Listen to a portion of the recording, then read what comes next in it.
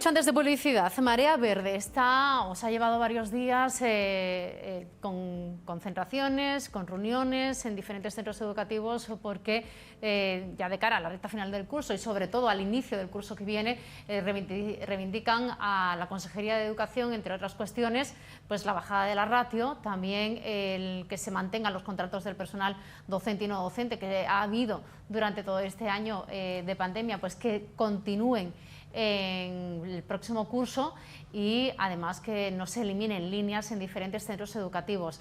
Vamos a abordar este asunto con detalle con Daniel Fernández Castillo, que él pertenece a Marea Verde. Daniel, bienvenido, buenos días. Hola, buenas. Gracias por invitarnos antes que nada.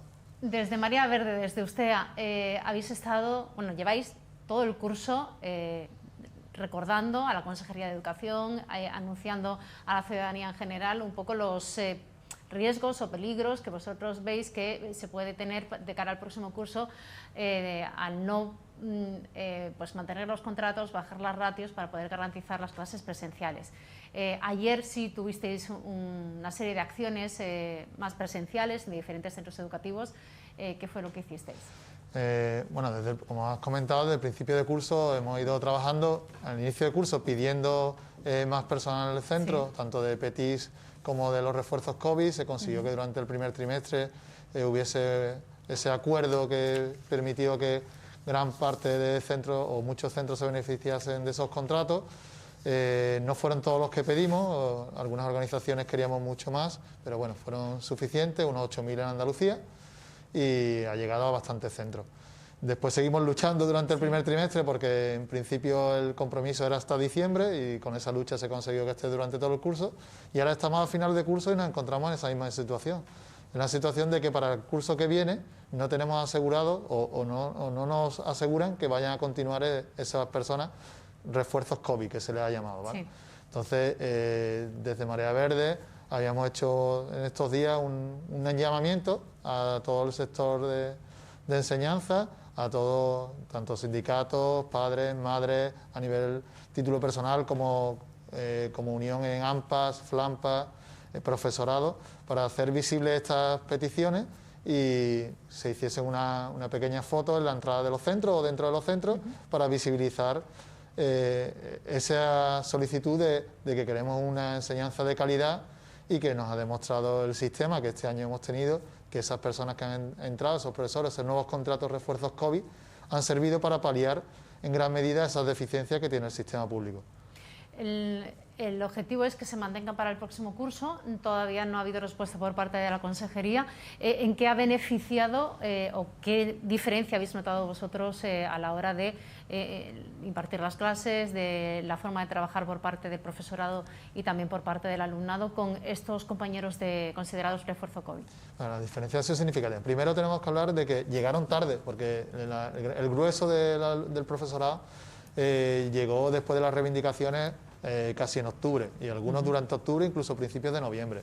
Esto hizo que la organización de los centros ya estuviese montada y no se ha podido optimizar todo ese recurso personal. Por eso pedimos desde ya, de cara al curso que viene, conocerlo para que los equipos directivos, que se han dado un lote de trabajo enorme de planificación, tanto de medidas COVID como de organización del profesorado, puedan tener esos recursos ya en plantilla desde ahora para el curso que viene optimizarlo. Aún así, pues han servido para muchísimas cosas. Primero, han permitido que en este periodo, ahora estamos en una fase buena de pandemia, pero hemos tenido momentos bastante difíciles aquí en Jerez, donde se planteó incluso el cierre de centros. Esa plantilla COVID nos ha permitido cubrir sustituciones muy rápidas, porque se daban sustituciones al profesorado inmediatas al tener profesorado, entre comillas, extra en el centro, cuando han tenido que confinarse compañeros y compañeras o cuando se han tenido que confinar grupos en diferentes modalidades presenciales o semipresenciales, se ha podido hacer subdivisiones de los grupos para una atención más correcta. Después además partíamos de una situación complicada. El año anterior fue el año del encierro, ¿vale? Y eso provocó grandes mermas de aprendizaje, sobre todo algunos centros con más dificultades, aquellos que tenían menos medios tecnológicos, aquellos espectros sociales más bajos, con más dificultades, tenían más mermas. Este profesorado nos ha permitido que cuando no ha tenido que sustituir, que ha sido en muchas ocasiones, ha estado dando un refuerzo ha podido dividir los grupos para que la atención sea mucho más individualizada, y eso nos ha permitido arrastrar, tirar de ese alumno que se había quedado atrás, intentar poquito a poco irlo acercando a la media. ¿Vale? Daniel, cuando hablas de división de grupos, a raíz de la presencia de este personal de refuerzo, supone que de mantenerse se bajarían las ratios de las clases. Claro, eso es las acciones que habíamos previsto iban encaminadas a cuatro líneas, ¿no? Que al fin y al cabo son todas iguales. Continuidad de los proyectos COVID, bajada de la ratio, que tiene una relación directa, no el cierre de líneas, porque se están cerrando en Jerez líneas educativas en centros públicos día tras día, y después una atención al alumnado de necesidades educativas especiales. Al fin y al cabo es lo mismo, necesitamos más dotación de personal para poder hacer eso. Vamos a ir por partes, vamos a hablar de la eliminación de líneas. ¿A qué centros se está afectando o va a afectar para el próximo curso? Denunciamos ya desde un principio que había unos recortes que nosotros bautizamos aquí en Jerez como recortes a priori, y después ese término se ha ido haciendo popular en todos los sitios, ¿vale? Que consistía en, antes de que inicie el proceso de escolarización, que dice, cuando va a comenzar la preinscripción, ya la Delegación de Educación, a través de planificación educativa, establece el número de unidades que va a tener cada centro. Pues este año 3 centros de educación de infantil y primaria de Jerez partían con un aula menos. Eran el Montalegre, Alfonso X y el I. Antonio de Nebrija. Ellos se basan en la bajada de natalidad, ¿vale? Esa bajada de natalidad conlleva una bajada de número de niños que se van a matricular. Lo que nosotros no entendemos que eso se haga a priori. Primero, porque no sabemos de qué estudios son ellos capaces de saber en qué zonas son precisamente donde han nacido menos niños. Y segundo, las cosas es si ellos sabían antes de que naciesen los niños si todos esos niños iban a ir a la pública, porque en la concertada no han visto ningún recorte. Y decir, sabemos con anterioridad que nazcan los niños que ya iban a pedir la pública solo. Esta situación ha provocado que, claro, estos centros reciban menos matriculaciones que otros años, menos peticiones. ¿Por qué? Porque los papás y las mamás, cuando llegan a un número límite, si saco 50 plazas, pues cuando llego a 50 ya no me arriesgo a echarlo porque mi hijo no va a entrar, si va a entrar. Claro, no se vaya a quedar fuera. No se va a quedar fuera. Y estar hasta el último momento con la incertidumbre de ver qué centro educativo me va a entrar o no. Claro, entonces después ellos dicen, es que os habéis quedado dentro de ese número. Claro, es que si yo preveo ese número, ya estoy desincentivando a la familia a ir a esos centros. Por ejemplo, el caso del Alfonso X es sangrante, es un centro al que este año le han dado multitud de proyectos nuevos, novedosos, uno de tema aeroespacial, con un convenio con Airbus, supone un trabajo enorme de realización de esos proyectos, proyectos de innovación, etcétera. Quiere decir, la consejería está apostando por ello, dándole esos proyectos, y el centro está rindiendo y creando esos proyectos, y sin embargo les corto su línea de crecimiento, ¿vale? Es un centro además que lo que estamos pidiendo todos los papás y todas las mamás, ¿no? Tener un comedor propio, de gestión propia en el centro. Sabemos la diferencia de calidad entre el catering y tener un comedor en el propio centro. Es un centro muy demandado en la zona, y aún así pues se le recorta. El equipo directivo nos consta que ha hecho 1000 cartas a la delegación explicando esa situación, pero es imposible. Ha habido concentraciones organizadas a través de la FLAMPA, el AMPA, en la que la participación ha sido bastante numerosa a lo largo de todo el proceso de escolarización, pero ellos se excusan en los números. Y al final nosotros queremos hacer diferencia entre que esto no es un sistema productivo donde produzco balones y el número es lo que cuenta, sino que estamos hablando de calidad de enseñanza, de que los números son importantes, pero no son lo más importante, sino lo importante es la calidad. Entonces sabemos que una bajada de la ratio, ¿vale? Al no dividir, al no eliminar líneas, como por ejemplo pasa ahora, vamos a saltar a otro centro, al Cervantes, donde el recorte ha sido posteriori. Vemos que la matriculación ha sido baja, y como la matriculación ha sido baja, pues vamos a unir 4 años y 5 años. Nos quedamos con un solo aula mixta, donde tengo alumnado de 4 y 5 años. ¿Qué pasa? La atención al alumnado en un aula mixta no es la misma que en un aula normal. Tienes que trabajar a 2 velocidades, con niños pequeños. Después, además, para la delegación, el alumnado de necesidades educativas especiales es un número igual que cualquier otro número, y no es lo mismo la necesidad de atención que necesita un alumno de necesidades educativas especiales que Creo que es una riqueza especial para un aula. Cuando un aula hay un alumno de necesidades educativas especiales, es verdad que es más complicado de llevar para el profesorado. El ritmo de trabajo quizás es un poco más lento, pero los beneficios que aporta al resto del alumnado, de valores, de ver otras realidades, son enormes, ¿no? Entonces, y que además también pues, es algo necesario para el propio alumno y que tiene que estar garantizado por la educación pública. Es necesario para el alumno y para la sociedad, que dice que ese alumno tiene el mismo derecho o más a ser atendido con calidad dentro de un centro ordinario, pero hay que darle los medios. No tiene sentido decir, sí, te atendemos dentro de un centro ordinario, pero no hay medios suficientes. De hecho, ha sido una de las grandes reivindicaciones, recuerdo no hace mucho en Isabel la Católica, ¿no? Porque no llegaban esos PETIs, incluso algunos se compartían en diferentes centros educativos. El tema de los PETIs es un tema, bueno, que llevamos todo el curso trabajando y el año pasado igual pidiendo, porque de memoria SIM se piden en la provincia unos 1.200 y no se concedieron no llegamos ni a 250. Hay un déficit brutal. Cuando hicimos un cálculo económico y una pequeña cantidad, una pequeña dotación económica solucionaría el problema automáticamente. Estamos hablando de entre 5 y 8 millones de euros para solucionar a nivel andaluz el tema de la atención a las necesidades educativas especiales por el tema del PETIS. Cuando escuchamos, por ejemplo, esta semana o leemos en prensa o en televisión que la Junta de Andalucía se gasta ese dinero a fondo perdido en el Colegio de los Marianistas para hacer una instalación deportiva, un pabellón polideportivo que cede a una empresa a la que subvenciona con 5 millones de euros a fondo perdido. Creo que está bien apostar por el deporte, pero que hay prioridades y prioridades, y la atención al alumnado de necesidades educativas especiales es fundamental. Este año hemos tenido, perdona que te corte, hemos tenido concentraciones a principios de curso en el Instituto Sabater, ¿vale?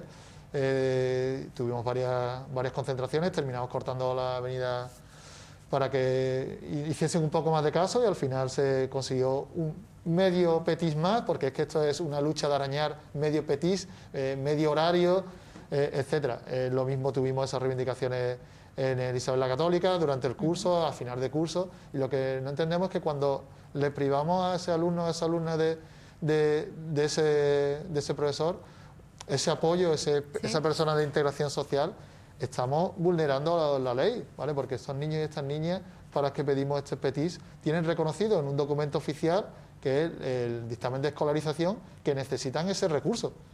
Es verdad que también la delegación, cuando hablamos con ellos, lo ven necesario y mandamos siempre hacia arriba. Consejería no quiere, consejería no puede, depende de porque además pública, son alumnos que van a continuar curso a curso, es decir, que van a seguir estando en el centro educativo, van a seguir teniendo esas mismas necesidades especiales, con lo que les es necesario ese PETI, ese apoyo.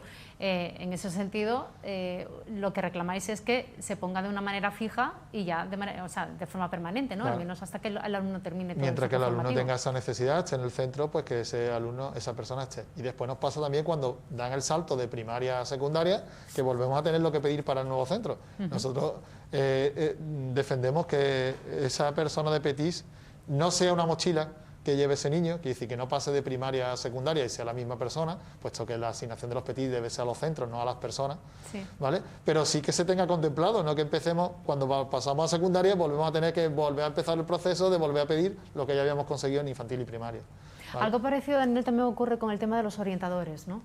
Para los alumnos de secundaria, que también hay un déficit de este tipo de profesionales de cara a los alumnos, ¿no? Ya que tienen que... Se hizo un plan de choque que empezó justo después de Semana Santa, en abril, donde se contrató a nivel andaluz a 300 orientadores, 320 orientadores, y se han distribuido por diferentes centros de Andalucía. El déficit es total. Contamos con un orientador, en primaria y secundaria no hay, ¿vale? Sino que forman parte del equipo de orientación educativa, que está sobrepasado, más que sobrepasado, que no llegan a todas las atenciones, se limitan, entre comillas, ¿no? Les da tiempo, mejor decir que les da tiempo a hacer los trámites burocráticos que conllevan el dictamen de escolarización, inicio de escolarización y poco más, porque es que no les da tiempo. Este año también se reivindicó la figura de un orientador histórico en Jerez, como es Fernando Barrio, que se jubiló y que se jubiló a principios de septiembre y hasta finales de noviembre, principios de diciembre no fue sustituido. Claro, cuando cubren un radio de acción de a lo mejor 6, 7, 8 centros, ¿vale? Y una vez que estáis haciendo este tipo de acciones, que seguís y mantenéis vuestras reivindicaciones, ¿cuál es el siguiente paso? ¿Os vais a poner de nuevo en contacto con la delegación provincial? ¿Vais a intensificar las protestas o las acciones para que se haga más visible por parte de la ciudadanía en general de cara al próximo curso? La línea de actuación es hacerlo visible, ¿vale? Nosotros seguimos en contacto desde los diferentes estamentos de Marea Verde, ya sea a través de FLAMPAS, AMPA, CODAPA o profesorado, o lo que son los sindicatos, en mesas sectoriales, en diferentes puntos de unión con las delegaciones y con la consejería, solicitando esto mismo, ¿vale? Lo que pasa que muchas veces, como digo, chocamos contra una pared, que contra un muro y nos cuesta, pero al final el muro terminará cayendo por el propio peso, porque es que nosotros no pedimos cosas para nosotros, pedimos cosas para el alumnado de Jerez, para la ciudadanía de Jerez y para la educación pública en general, que si no tenemos ningún beneficio propio en esta reivindicación, no estamos pidiendo un aumento de sueldo, no estamos pidiendo, sino estamos pidiendo una calidad de enseñanza para nuestros alumnos y alumnas.